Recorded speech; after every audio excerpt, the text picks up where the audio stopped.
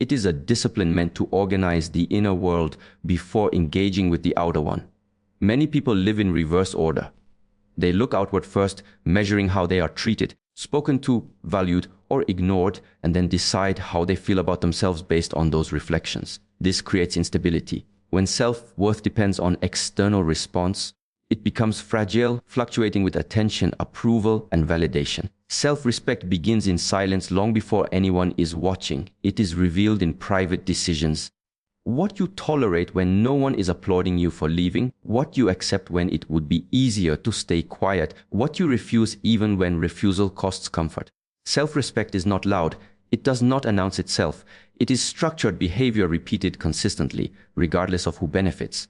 A person with self-respect does not argue their value. They do not explain why they deserve kindness, honesty, or effort. They assume these as baseline conditions, not privileges granted by others. This assumption changes posture, tone, and energy. When someone does not see themselves as optional, they stop accepting optional treatment. Seeking respect first often leads to performance. People begin shaping themselves into what they believe will be admired. They adjust their boundaries to avoid rejection. They overgive to be chosen. They stay longer than they should to prove loyalty. In doing so, they unknowingly teach others how to treat them. Every time a boundary is crossed without consequence, a lesson is delivered. Every time discomfort is ignored to keep peace, self-respect erodes quietly. Self-respect requires the willingness to disappoint. This is where most people fail. They fear being misunderstood, disliked, or abandoned. But self-respect understands that short-term discomfort protects long-term dignity. It accepts that not everyone will approve, and not everyone should. When approval becomes more important than alignment, self-respect is traded for acceptance. Those who practice self-respect do not rush connections. They observe. They listen. They notice patterns rather than promises. They allow time to reveal character. This patience is not passivity, it is discernment. They do not invest deeply where effort is inconsistent. They do not chase clarity from those who offer confusion. They step back not as punishment, but as self-regulation. Self-respect also governs how one speaks to oneself. Internal dialogue matters. A person who constantly self-betrays through harsh inner criticism cannot maintain strong boundaries externally. Respect from others cannot compensate for disrespect within. When inner standards are low, external treatment will eventually match them. Raising self-respect means refining internal language, expectations, and accountability. This principle applies not only to relationships but to work, friendship, and personal goals. Self-respect shows up as punctuality, preparation, follow through. It is seen in how one manages their body, their health, their time. Neglect sends a message both inward and outward. Care communicates worth without explanation. Importantly, self-respect is not arrogance. It does not require superiority. It does not compare or compete. It is rooted in responsibility. A self-respecting person takes ownership of their choices and their consequences. They do not blame others for staying where they chose to remain. They do not resent boundaries they failed to set. This accountability strengthens character and sharpens discernment. When self-respect is established, respect from others becomes a response, not a request. People instinctively adjust their behavior around those who are grounded. There is less testing, less manipulation, less casual disrespect. Not because the self-respecting person demands it, but because their consistency makes disrespect uncomfortable. Many misunderstand self-respect as withdrawal or emotional distance. In reality, it allows for deeper connection. When someone knows their limits, they can engage without fear of losing themselves. They can give freely without resentment. They can love without self-abandonment. Seeking respect first places power in others' hands. Self-respect reclaims it. It shifts focus from control to alignment, from proving to being, from chasing to choosing. It asks a simple but demanding question in every situation. Does this honor who I am becoming? When the answer is no, action follows quietly, without drama, without justification, without regret. Over time, this practice changes not only how others respond, but how one stands in the world. Posture straightens, voice steadies, decisions simplify. Life becomes less reactive and more intentional. Respect is no longer something hoped for at the end of interaction, but something embedded at the beginning, shaping choices before words are exchanged, before attachments form, before expectations are placed, before permission is sought, before compromise is offered. before identity is negotiated, before silence is endured, before energy is spent, before self is divided. Most people believe emotions must be expressed immediately to be authentic, but immediacy is not honesty. It is often avoidance of responsibility. Composure does not deny emotion, it gives emotion a proper place so it does not dominate behavior. When reaction leads, clarity disappears. When composure leads, emotion becomes information rather than command. An emotional reaction happens fast. It bypasses reflection and moves directly into expression. Words are spoken before meaning is examined. Actions are taken before consequences are understood. This is why reactions often require repair. Composure, on the other hand, creates space. In that space, one can observe what is rising, name it, and decide how to carry it without allowing it to spill everywhere. People often confuse composure with suppression. Suppression pushes emotion down, storing it in the body, where it hardens into tension, resentment, or fatigue. Composure is different. It allows emotion to rise fully, be felt completely, and then be guided intentionally. It is the difference between holding water in a vessel and trying to dam a flood with bare hands. Emotional composure begins with pause. A pause is not weakness. It is strength interrupting habit. In moments of provocation, the pause protects dignity. It prevents the loss of self through uncontrolled expression. A composed person does not need to win the moment because they are protecting the future. They understand that short-term release often creates long-term damage. Those who react emotionally often feel justified. They believe intensity equals truth. But intensity only measures how strongly something is felt, not how accurately it is understood. Composure allows for accuracy. It asks what is actually happening, what part is mine, and what response serves my values rather than my mood. In relationships, emotional composure creates safety. When someone knows they will not be punished for honesty or met with volatility, trust grows. Reactive behavior keeps others guarded. Composed behavior invites openness. This does not mean tolerating disrespect. It means addressing it with clarity instead of chaos. Emotional reactions often stem from unexamined wounds. When a present situation touches an old insecurity, the body responds as if history is repeating. Composure requires recognizing this pattern. The present moment is not the past, but reaction treats it as such. Composure separates memory from reality and allows response to match what is actually occurring. A composed person does not argue to be right. They seek to be clear. They do not escalate to be heard. They speak when their words are aligned. Silence, when chosen consciously, becomes a tool rather than avoidance. Not every feeling needs expression. Some require understanding first. This discipline extends beyond conflict.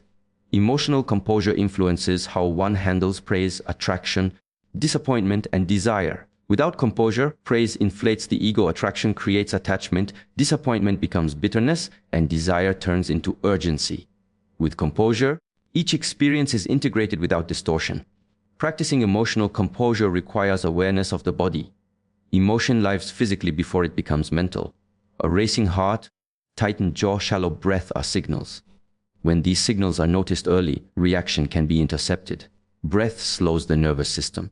Posture grounds attention. The body becomes an ally rather than an accomplice to impulsive behavior. Composure also requires humility. One must accept that not every feeling is justified in its expression. Feeling anger does not mean acting angrily. Feeling hurt does not require immediate confrontation. Emotional maturity is measured by the gap between feeling and action. In leadership, emotional composure commands respect without force. People follow those who remain steady under pressure. Reactivity creates unpredictability. Composure creates reliability. A steady presence stabilizes environments that would otherwise become chaotic. Choosing composure does not mean choosing passivity. It means choosing timing. A composed response can be firm, direct, and decisive. The difference is that it is guided by intention rather than impulse. It does not seek to release emotion but to resolve the situation. Over time, emotional composure reshapes identity. One becomes less controlled by circumstances and more guided by principles. The world stops dictating internal states. External events still occur, but they do not dictate behavior automatically.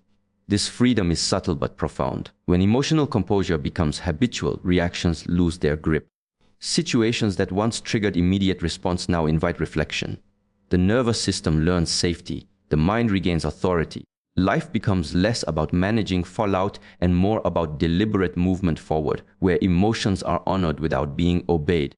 Where strength is measured not by volume but by restraint, where clarity replaces chaos, where presence overrides impulse, where dignity remains intact even under pressure. When a person is clear within themselves, they do not feel compelled to justify where their limits stand. Boundaries are not debates to be won or permissions to be granted. They are personal decisions expressed through behavior. The need to explain often arises from doubt. Where there is certainty, there is simplicity. Many people believe that boundaries must be defended with long explanations to be respected. In reality, excessive explanation weakens boundaries. It invites negotiation, misunderstanding, and manipulation. When reasons are offered, others may focus on dismantling the reasons rather than respecting the limit. A clear boundary requires no story. It stands on its own. A boundary is not a rejection of another person. It is an affirmation of self. When someone says no without apology, it does not mean they lack compassion. It means they understand their capacity. Clarity allows kindness to exist without self-sacrifice. Without clarity, kindness becomes obligation, and obligation breeds resentment. Those who over-explain their boundaries often seek approval while trying to protect themselves. This creates conflict. The boundary becomes shaky because it is tied to how it is received. A clear boundary does not depend on understanding. It does not require agreement. It only requires acknowledgement through behavior. Clarity of boundaries develops through self-awareness. One must first know what drains them, what disrupts their peace, what compromises their values. Without this knowledge, boundaries become reactive instead of intentional. A person who knows themselves does not hesitate. They recognize misalignment quickly and respond decisively. Boundaries without explanation also reveal emotional maturity. They show that a person is not responsible for managing others' feelings about their decisions. Discomfort is allowed. Disappointment is allowed. A boundary does not collapse to soothe another's reaction. When someone can tolerate being misunderstood, their boundaries become strong. This clarity changes dynamics immediately. People test less, they push less, they sense firmness beneath calmness. There is no aggression, no defensiveness, only steadiness.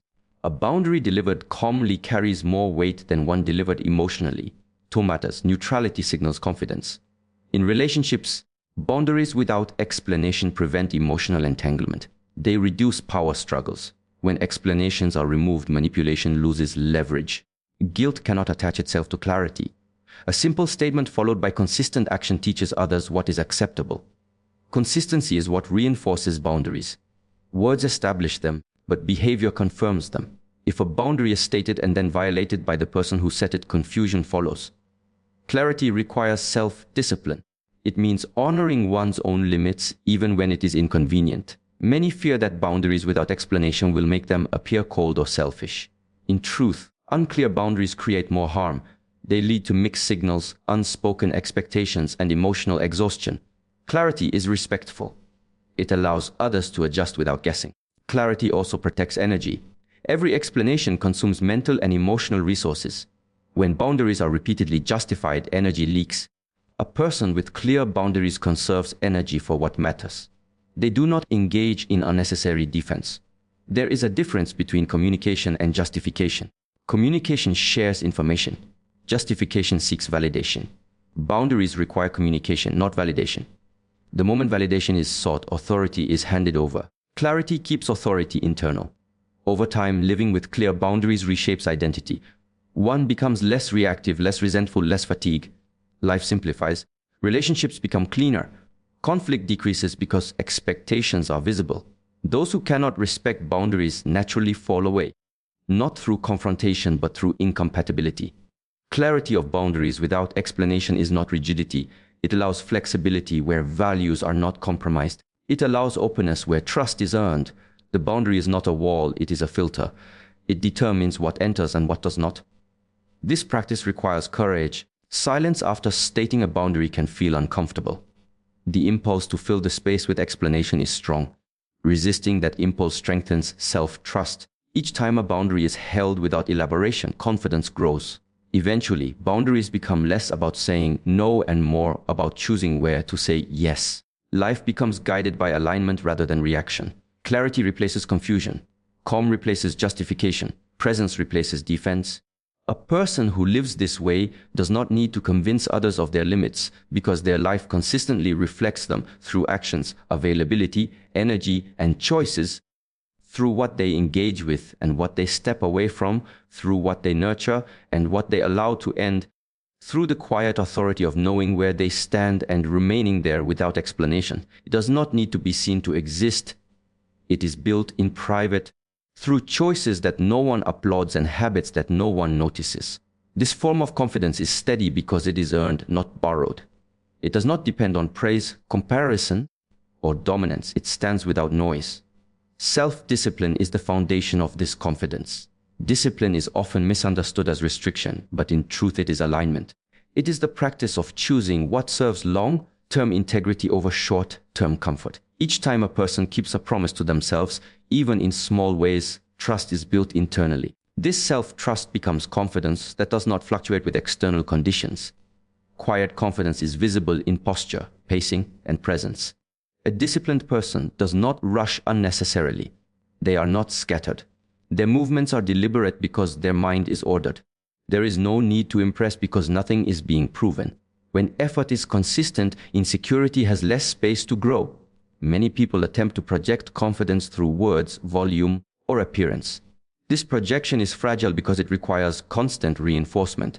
Quiet confidence requires none. It is not reactive. It does not compete. It does not compare. It observes without judgment and acts without hesitation. Self-discipline shapes how one speaks. Words are chosen carefully. There is restraint in expression, not from fear, but from clarity. A disciplined person understands that not every thought needs to be voiced and not every opinion needs to be shared. This restraint creates weight. When they do speak, people listen. This confidence is also present in how one handles failure. There is no collapse, no dramatization. Mistakes are addressed directly. Discipline allows for correction without shame. A person who trains themselves regularly understands progress is built through repetition, not perfection. This understanding creates resilience. Quiet confidence rooted in self-discipline also governs emotional life. Emotions are felt fully but not allowed to dictate behavior. Discipline creates space between feeling and action. In that space, dignity is preserved. There is no need to react to provocation because identity is not threatened. This type of confidence is attractive because it feels safe. It is not volatile. It does not seek control. It does not demand reassurance. Others sense stability and relax in its presence. Quiet confidence allows room for others to be themselves without fear of judgment or competition. Self-discipline shows up in daily structure. Sleep, movement, nourishment, learning, reflection. These are not glamorous practices, but they accumulate. Over time, the body becomes stronger, the mind clearer, and decision-making simpler. Confidence grows as capability grows. A disciplined person does not wait for motivation. They act according to commitment. Motivation comes and goes. Discipline remains. This consistency builds identity. One begins to see themselves as reliable. Reliability directed inward becomes confidence expressed outward. Quiet confidence also includes humility. There is an understanding that growth never ends. A disciplined person remains a student of life. They listen more than they speak.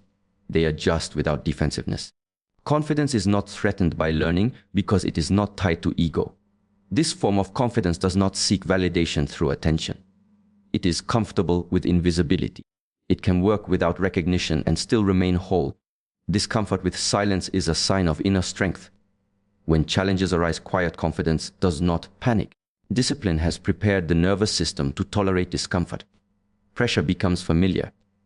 The mind remains steady because it has been trained through repetition and restraint.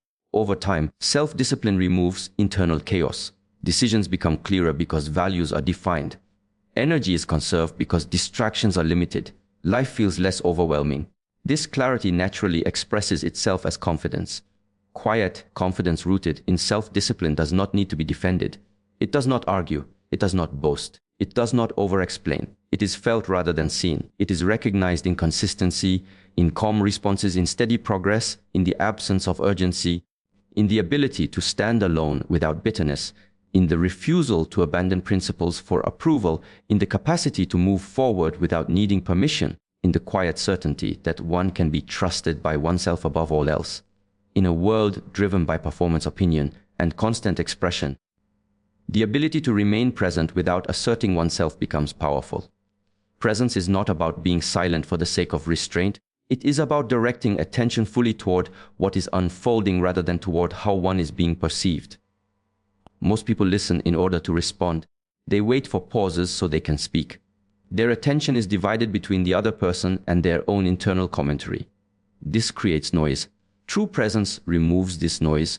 When a person listens without preparing an argument, a defense, or an image, something shifts. The interaction slows. Space opens. Meaning becomes clearer. The need to prove often comes from insecurity.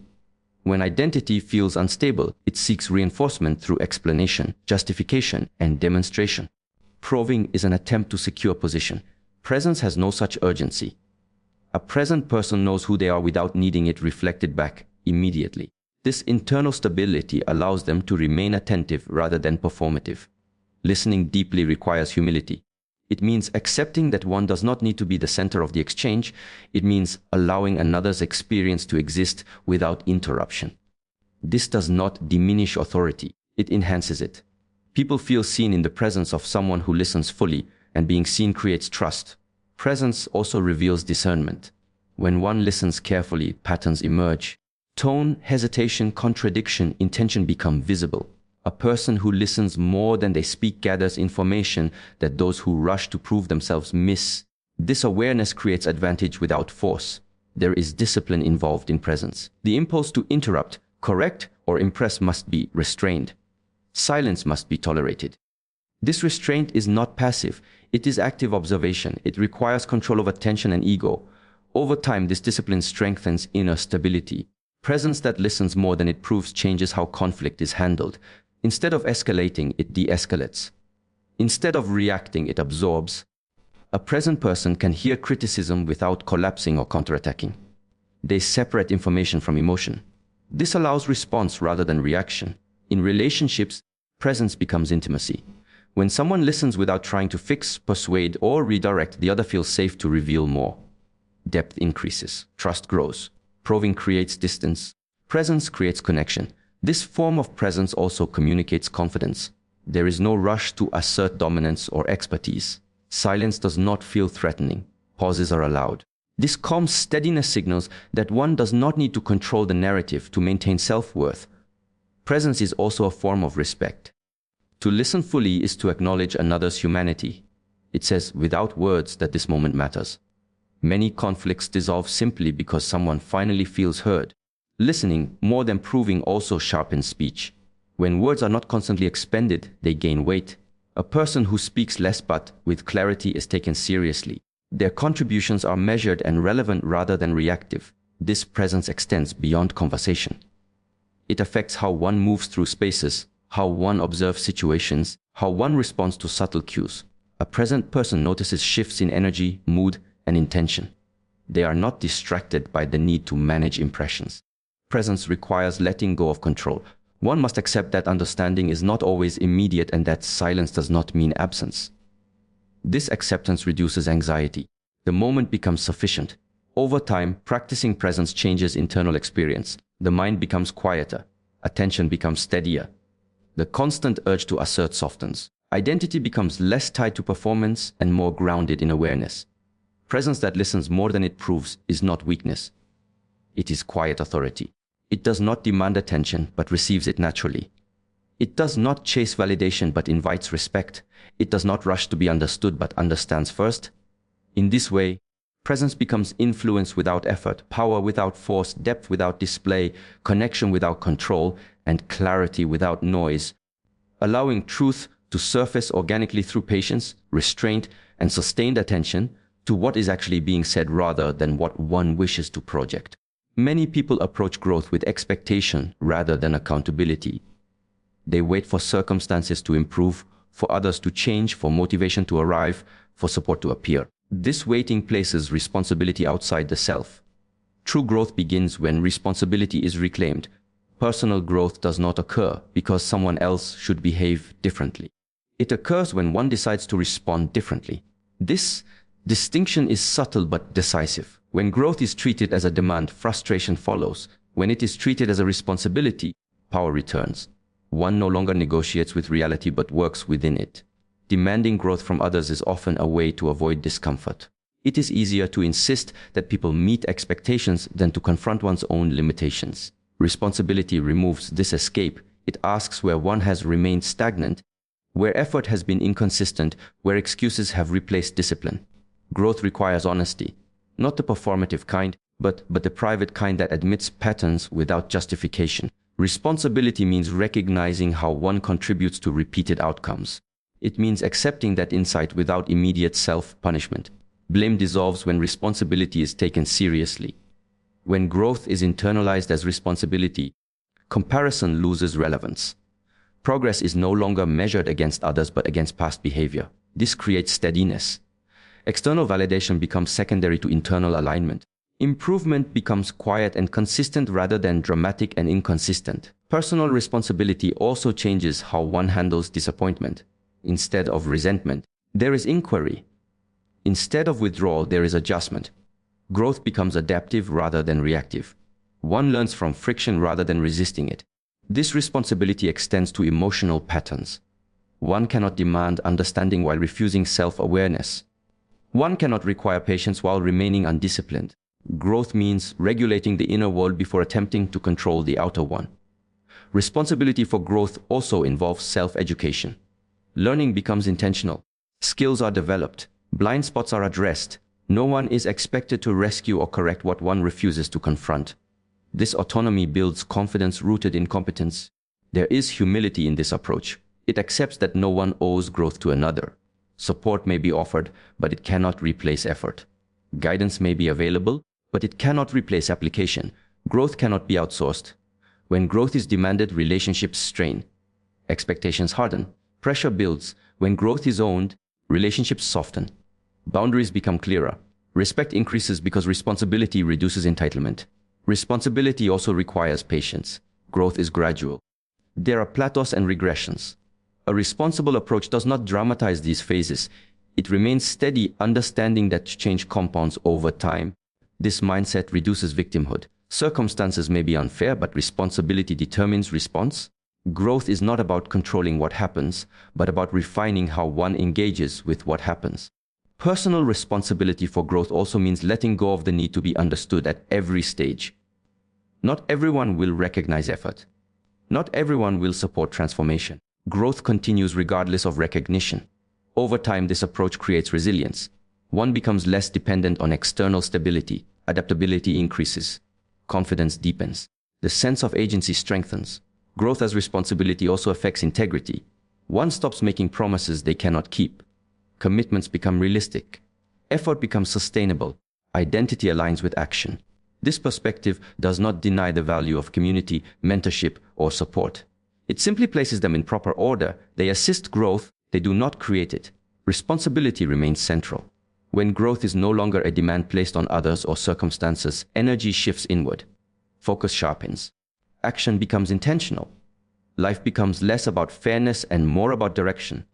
One moves forward without waiting, without resentment, without bargaining, guided by the understanding that growth is not something owed by the world, but something cultivated daily through conscious choice, consistent effort, self-correction, and the willingness to evolve regardless of who notices or approves.